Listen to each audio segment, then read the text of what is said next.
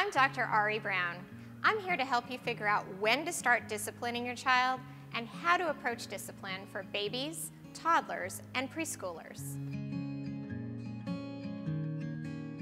Discipline is about teaching your child, so you have to be realistic about what he understands. For example, when you say, "be nice," your 15-month-old may have no idea what nice means.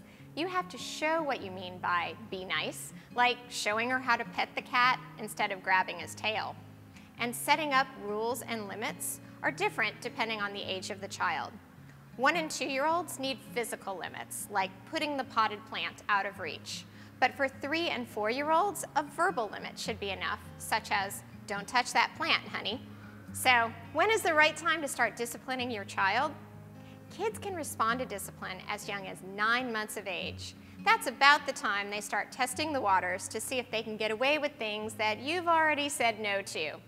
You know the drill. Your child cruises over to the dog food bowl to grab a snack, but before he does, he looks at you with a little grin on his face. That's because you have already told him 10 times that that's not okay. If your child is smart enough to figure out this human behavior, he is more than ready to be disciplined for it. For babies, the best response is redirection. Just removing the temptation, like taking away the dog food, will reduce the number of times you need to say no.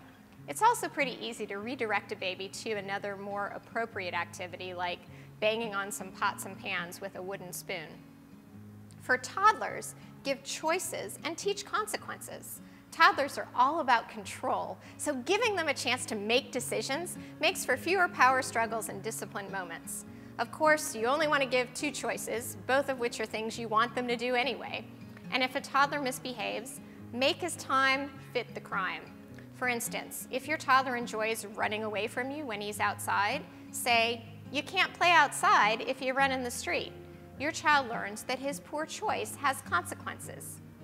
For preschoolers, catch them being good and ignore undesirable behavior.